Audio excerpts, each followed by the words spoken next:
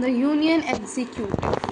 आज हम यही चैप्टर पढ़ने वाले हैं, इसका कि नाम है द यूनियन एग्जीक्यूटिव। ठीक है, और ये चैप्टर जो है हमारा बहुत आसान सा है, बहुत इजी है, और आज हम इसको पढ़ने वाले हैं। तो ये चैप्टर में अगर आपको कुछ भी नहीं आता है, लाइक अगर आप ए लेवल से शुरू करने वाले हो, तो भी हम इस चैप्टर को पढ़ेंगे और आप समझ जाओगे इस चैप्टर को पूरी वीडियो वॉच करके। ठीक है, तो शुरू करते हैं। इस चैप्टर का नाम है द यूनियन एग्जीक्यूटिव। चलो इसे शुरू करते हैं। हाँ, तो सबसे पहले आपको समझना पड़ेगा कि यूनियन एग्जीक्यूटिव क्या होता है। तो हमारी जो गवर्नमेंट है बेसिकली, वो उसके पास 3 ब्रांचेस हैं। पहली एग्जीक्यूटिव जो होती है, देखो सबसे पहले आती है हमारी हमारी जो गवर्नमेंट है ना, इसके बेसिकली 3 टायर्स हैं। ये 3 चीज़ों पर अच्छे तरीके से काम करती है। सबसे पहले लॉ इम्प्लीमेंट करना, दूसरी लॉ अच्छे से काम कर रहा है फिर नहीं, उसको देखना, और थर्ड इज़ अगर कोई दिक्कत होती है, फिर कोई क्राइम होता है, फिर कुछ लॉ फॉलो नहीं किए जाती हैं, तो उस पर भी जजमेंट देना। ठीक है, पहला होता है लेजिस्लेटिव, जो कि बनाता है लॉस, दूसरा वाला जो लॉ को इम्प्लीमेंट करता है, और तीसरा वाला लॉ अगर अच्छे तरीके से काम नहीं कर रहा, जैसे मान लो लॉ के अगेंस्ट किसी ने काम कर दिया, तो उसके लिए उसको जजमेंट प्रोवाइड करना, वो काम करता है जुडिशरी। तो ये आता है जो हमारा जो यूनियन एग्जीक्यूटिव आता है। एग्जीक्यूटिव मतलब जो लॉ को इम्प्लीमेंट करती है। और जो लोकसभा, राज्यसभा, ये सब होते हैं ना, ये सब जो होते हैं वो लेजिस्लेटिव के अंदर आते हैं। लेजिस्लेटिव जो कि लॉस को बनाते हैं या इम्प्लीमेंट करते हैं। ठीक है, इसके अंदर कौन कौन आ जाते हैं पहले देख लेते हैं इस फ्लो चार्ट के हेल्प से। सबसे पहले आते हैं हमारे president. President is the nominal head. Nominal मतलब इनके पास पावर्स तो कम है, बट दिखाने के लिए इनके पास सबसे ज़्यादा इम्पोर्टेंस इनको दी जाती है। ठीक है, क्योंकि ये क्या काम करते हैं, मान लो कोई लॉ बन के आया है लेजिस्लेटिव से, तो ये उस लॉ को एक्सेप्ट या डिक्लाइन कर सकते हैं। ठीक है, तो ये पावर इनके पास है, और कोई भी काम होता है तो उन पे इनके सिग्नेचर्स डालते हैं प्रेसिडेंट के। उनके अंदर आते हैं vice president. If the president is not working for any time और सम टाइम, तो then the vice president does his work. फिर आते हैं हमारे प्राइम मिनिस्टर।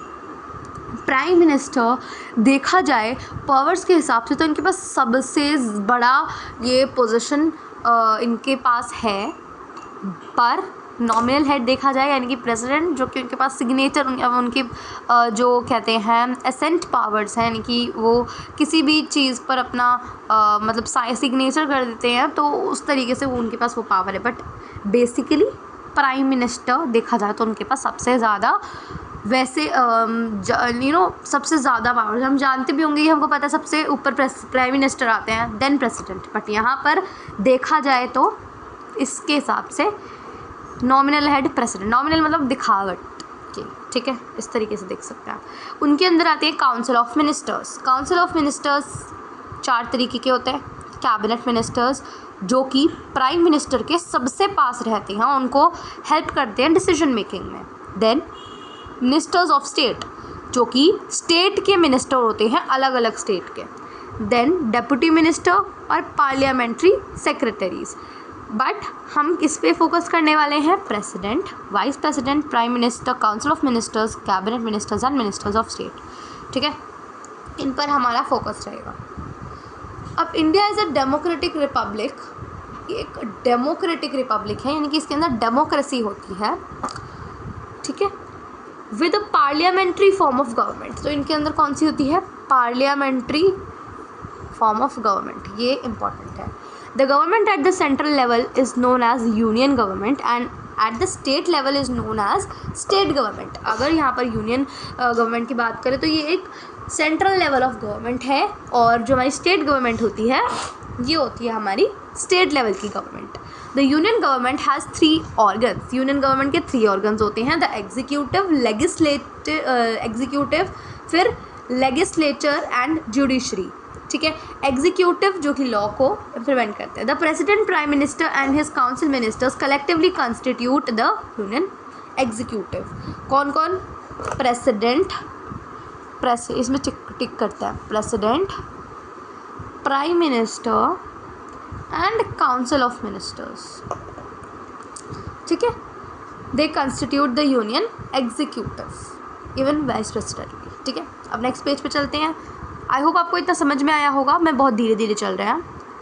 तो चलो अब डीप डाइव करते हैं इनटू द यूनियन एग्जीक्यूटिव। सबसे पहले हमने बात करा कि प्रेसिडेंट है। President is the head of state and first citizen of India. ये स्टेट के हेड होते हैं and first citizen of India as well as supreme commander of Indian armed forces. इनके पास देखो, जो प्रेसिडेंट होते हैं ये स्टेट के हेड होते हैं, इनके पास 2-3 पावर्स है जो कि हमको पढ़नी पड़ेगी, ठीक है।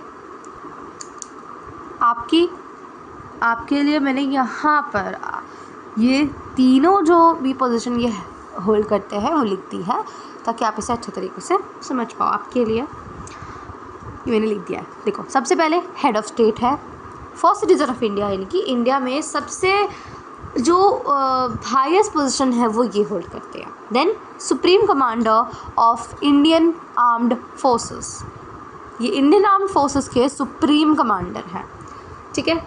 In theory the president possesses considerable power with very few expectations. Most of the authority vested in president is in practice exercised by council of ministers headed by prime minister. अब क्या होता है हमें पता लगा, उनके पास considerable powers हैं, तो you have to underline this। ये आपको पहले ही समझा दिया था। अंडरलाइन नहीं, मैं zigzag लाइन ड्रॉ करती हूँ for the most important once, जो कि फिल इन द ब्लैंक्स में आ सकता है, तो आप भी ऐसे कर लेना।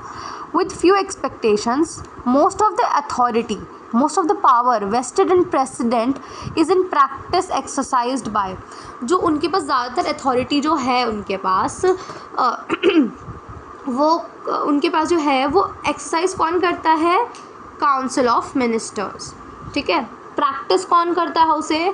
काउंसिल ऑफ मिनिस्टर्स, जो कि प्राइम मिनिस्टर हेड करते हैं जिसको, ठीक है। तो उनके पास पावर्स हैं, बट वो कौन यूज़ करता है? Council of ministers. अब आती है इनकी क्वालिफ़िकेशंस, ठीक है। क्वालिफ़िकेशंस मतलब उनको अगर किसी को बनना है प्रेसिडेंट, कोई प्रेसिडेंट बनना चाहता है तो उनके पास क्या क्या क्वालिफ़िकेशंस होनी चाहिए वो होंगी। तो ये हैं इनकी क्वालिफ़िकेशंस। सबसे पहले अगर उनको प्रेसिडेंट बनना है इंडिया का तो उन्हें इंडिया का ही सिटीज़न होना पड़ेगा। फिर should have completed the age of 35 years, यानी कि 35 ईयर्स की एज से बड़े होने चाहिए, ठीक है, या कंप्लीट हो जाना चाहिए, यानी कि वो 35 ईयर के होने चाहिए, ठीक है। Should be qualified to be elected as a member of Lok Sabha. वो क्वालिफाई मतलब लोकसभा का मेंबर बनने के लिए, है ना, इलेक्ट होने के लिए उनको क्वालिफाई होना चाहिए, यानी कि अगर वो चाहें तो वो इलेक्शन में पार्ट ले सकते हैं ऑफ लोकसभा, ठीक है। Should not hold any office of profit, कोई भी प्रॉफिट उनको कहीं भी आना नहीं चाहिए। For example the candidate should not be a government servant, नहीं होना चाहिए। However, the office of president, vice president, government of ministers of the union of the or the state is not considered as an office of profit for this purpose. देखो, उनको कोई profit का कोई office नहीं होना चाहिए उनके लिए। However, जो कि यूनियन स्टेट या और state is not considered as an office of profit for this purpose, ठीक है।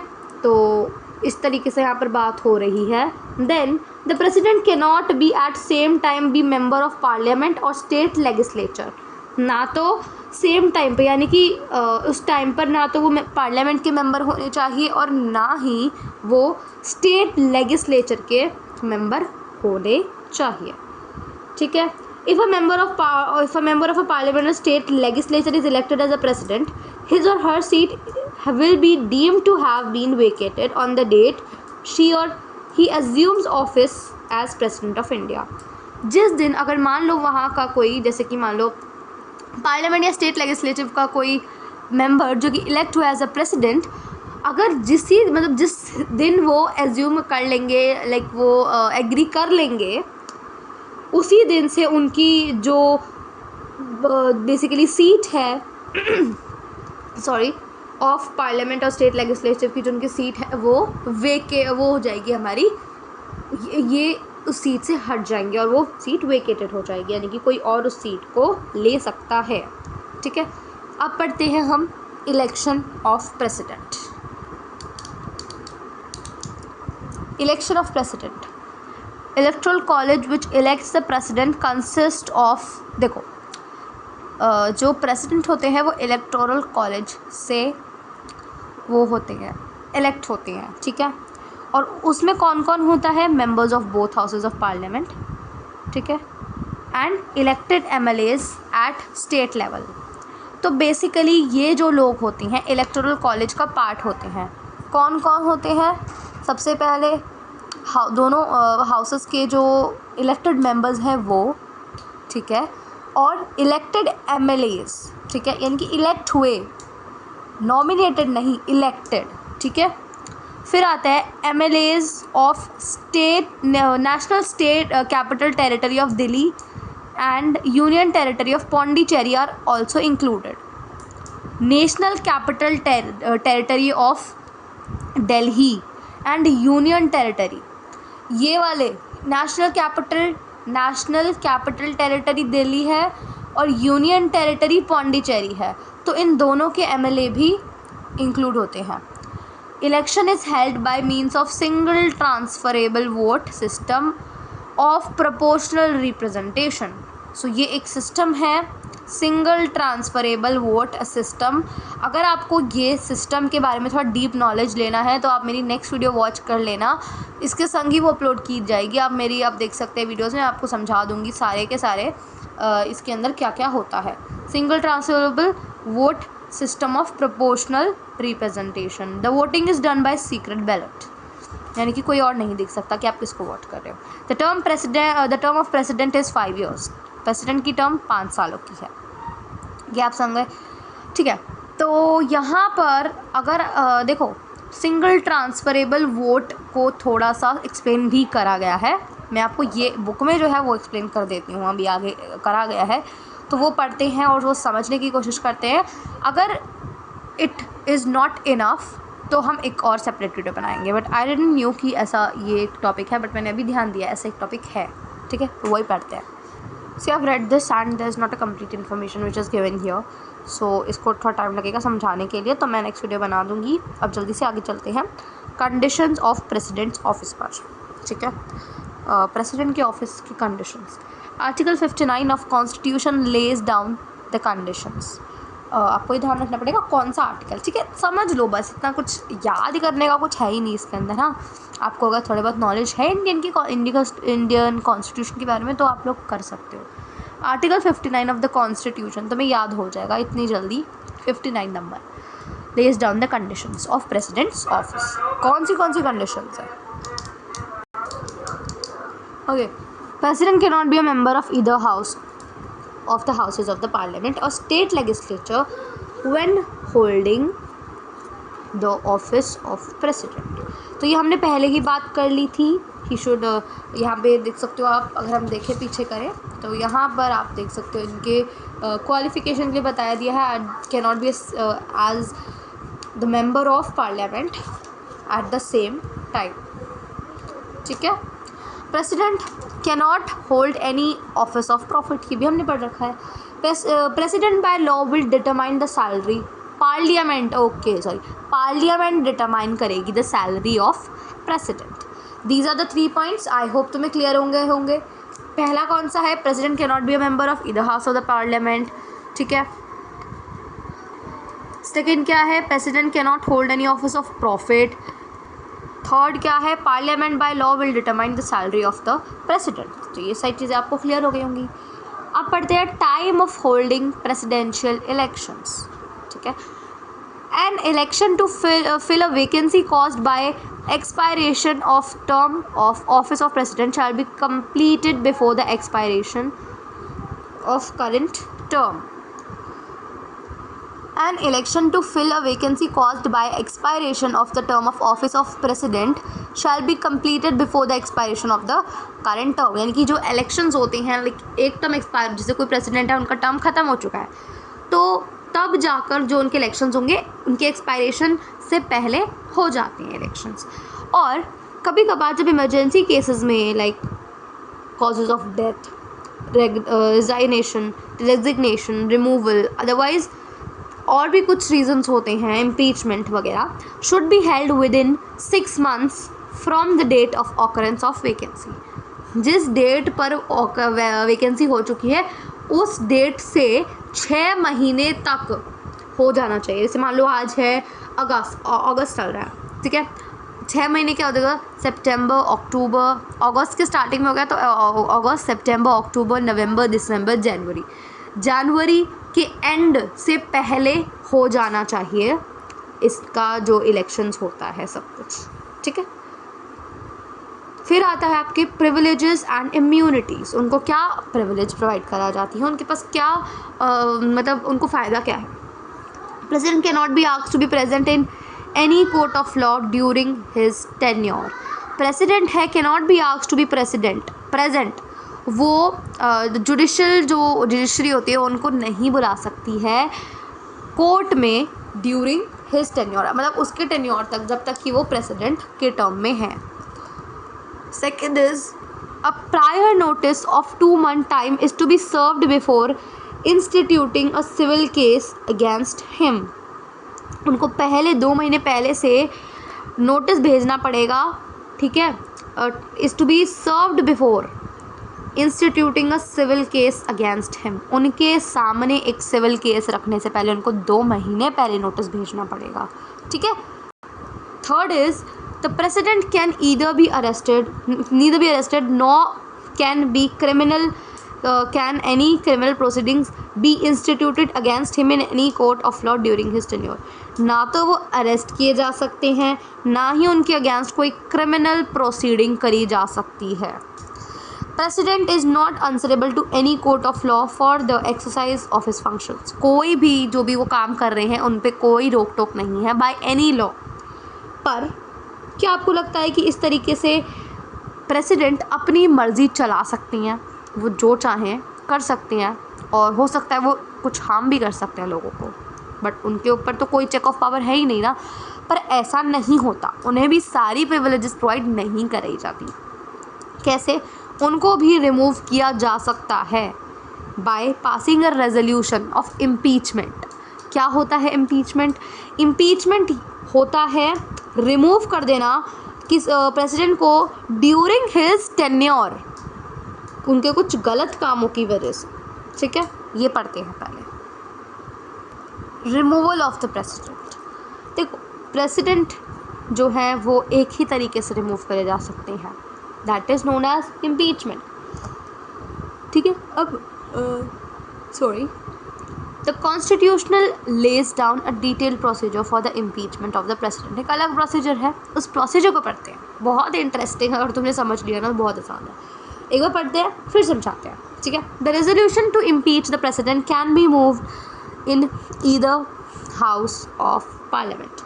Such a resolution can be moved only after notice has been given by at least 1/4 of the total number of members of the house. ठीक है.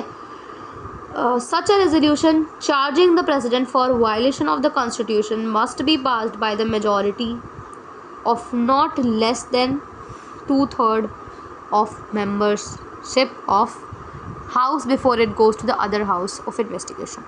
अब देखो procedure क्या है. मान लो उन्होंने कुछ गलत काम करा, कोई भी एक जो हाउस है तो लोकसभा है, राज्यसभा, उसको ये सही नहीं लगा, है ना. अब वो क्या करेंगे, वो एक नोटिस पास ऑन करेंगे. बट नोटिस कब होगा पास? जब at least 1/4 of the total member of house उसको क्या दे, can be has been given by at least. इतने लोगों ने कम से कम नोटिस भेजा हो तभी। Such a resolution can be moved only after a notice has been given by at least 1/4 लोग उस नोटिस में बेसिकली उनकी तरफ से वो नोटिस लिखा जाना चाहिए, है। इतने लोग इन्वॉल्व हैं उस नोटिस को सेंड करने में। of the total number of members of the house. Such a resolution charging the president for violation of constitution must be passed by majority of not less than 2/3 of total membership of that house. तो investigation के लिए ये जो notice हैं basically ये आपके ये सारी जो चीज़ें आप जो रेजोल्यूशन पास कर रहे हो प्रेसिडेंट को चार्ज करते हुए, ये उसी हाउस के 2/3 मेंबर्स से एक्सेप्टेंस इसको चाहिए, तभी वो अगले हाउस में जा सकता है फॉर इन्वेस्टिगेशन। अगला हाउस जो है उसको इन्वेस्टिगेट करता है उन चार्जेस को, ठीक है। The charges levelled against the president यहाँ पे है, ठीक है, levelled against the president has the right to be heard और defended when the charges against him are being investigated. तो इसके जो इनके अगेंस्ट जो इन्वेस्टिगेशन लगाई हुई है बाय द सेकेंड है कि president has the right to be heard और डिफेंडेड। प्रेसिडेंट अपने आप को डिफेंड कर सकता है जब दूसरी जो हाउस है उसको इन्वेस्टिगेट कर रहा हो। द प्रेसिडेंट में डिफेंड हिमसेल्फ इन पर्सन और थ्रू हिज काउंसिल, या तो वो खुद ही अपने आप को डिफेंड करे या फिर अपनी काउंसिल की हेल्प से अपने आप को डिफेंड करे।